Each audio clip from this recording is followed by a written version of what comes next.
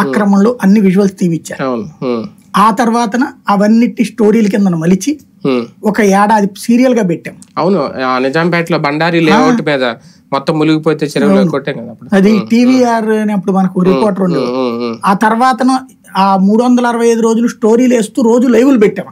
OB van పెట్టి ఈ చెరువుల సొసైటీ ఇప్పుడు ఎవరైతే మన పద్మనాభరెడ్డి గారు కానీ లేకపోతే చెరువుల సంఘాలకు సంబంధించినటువంటి వాళ్ళు కానీ వీళ్ళందరినీ అక్కడికి తీసుకెళ్లి రోజు లైవ్లు పెట్టేవాళ్ళు.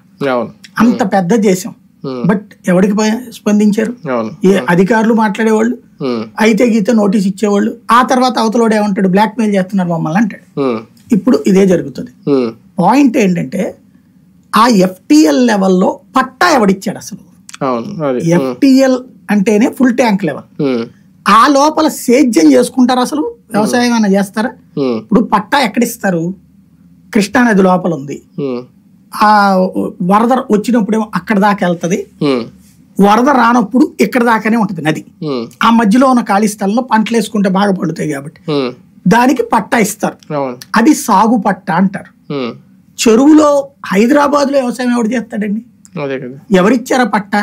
ఇచ్చు ఉంటే ఫర్ ఎగ్జాంపుల్ హైదరాబాద్ లో ఉన్నటువంటి చెరువులకు ఇచ్చిన పట్టాలన్నీ రద్దు చేస్తున్నావు ప్రభుత్వ నిర్ణయం తీసుకో. నువ్వు ఎందుకు అలా చేస్తేనే కదా ఆగేది. ఇప్పుడు ఈ ఎన్కన్వెన్షన్ కట్టింది ఎట్లాగా?